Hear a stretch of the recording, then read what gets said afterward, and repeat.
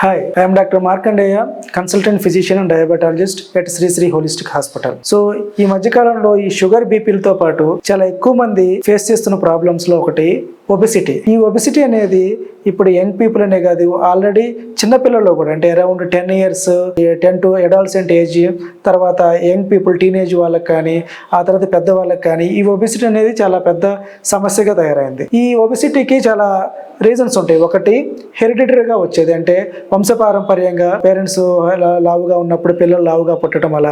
ఇంకొకటి కొన్ని medical conditions ఉంటాయి, అంటే ఈ థైరాయిడ్ ప్రాబ్లమ్స్ అని, తర్వాత కొంతమందికి రేర్గా కుషింగ్ సిండ్రోమ్ అని, ఇలాంటి వాటి వల్ల కూడా ఈ ఒబెసిటీ అనేది వస్తుంటుంది. సో అవి కాకుండా ఇప్పుడు ఈ మధ్య కాలంలో ఎక్కువగా ఈ ఒబెసిటీ పెరగడానికి కారణం ఒకటి లైఫ్ స్టైల్.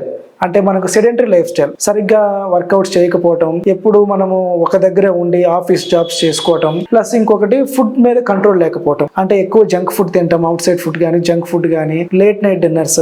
సో ఇలా చేయటం వల్ల ఇప్పుడు ఈ ఒబెసిటీ అనేది సమస్య చాలా ఎక్కువగా మారింది.